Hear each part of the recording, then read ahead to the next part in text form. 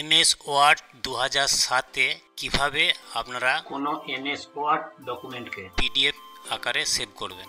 দেখুন, আমি এই ডকুমেন্টটাকে পিডিএফ আকারে সেভ করতে চাচ্ছি, কিন্তু সেভ অ্যাসে গিয়ে এখানে কোনো পিডিএফ সেভ করার জন্য কোনো ব্যবস্থা নেই। এখানে আপনি হয়তো কোনো একটা করলেন, কিন্তু এখানে ওয়ার্ড ডকুমেন্ট ছাড়া এখানে পিডিএফের কোনো ব্যবস্থা রাখা নেই।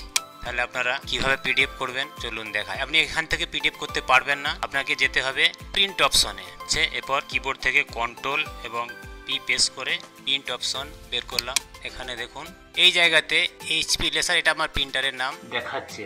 এই ড্রপ ডাউন মেনুতে ক্লিক করলে এখানে দেখুন মাইক্রোসফট প্রিন্ট টু পিডিএফ আছে, এটা সিলেক্ট করে দিন। দেখুন এখানে এটা এসে গেছে। এরপর আপনি ওকে করুন।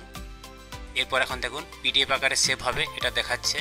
এরপর আপনি আপনার নাম লিখুন। আমি রবীন্দ্রনাথ লিখছি। কোথায় সেভ করবেন? আমি ডেস্কটপে সিলেক্ট করে সেভ করছি। দেখুন এটা এই যে রবীন্দ্রনাথ ডেস্কটপে সেভ হয়েছে। মানে এটা আমি খুলছি। এই দেখুন এটি পিডিএফ আকারে সেভ হয়েছে এবং এটা খুলছে। তাহলে আপনারা দেখলেন যে কিভাবে 2007-এর এমএস ওয়ার্ড থেকে কোনো ডকুমেন্টকে পিডিএফ আকারে এক্সপোর্ট বা সেভ করা যায়। এর আগে 2007-এ একটা ব্যবস্থা ছিল, সেটি দেখিয়ে দিই। সেভ অ্যাসের উপর মাউস কার্সার রাখলে পাশে যে পিডিএফ এবং অ্যাড ইনস কোথা দেখা যাচ্ছে, সেখানে ক্লিক করলে একটা সফটওয়্যার ডাউনলোড করার লিঙ্ক, সেই ছোট্ট সফটওয়্যারটি ডাউনলোড করে ইনস্টল করে নিলে সেভ করার জায়গাতে ওখানে পিডিএফ কথাটা দেখাতো। কিন্তু বর্তমানে ওই সফটওয়্যারটি আর পাওয়া যাচ্ছে না, ওটি ওখান থেকে তুলে নিয়েছে।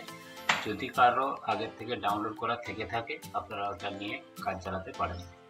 ধন্যবাদ ভিডিওটি দেখার জন্য। এরকম নিত্য নতুন টিপস পেতে চ্যানেলটি সাবস্ক্রাইব করে রাখতে পারেন।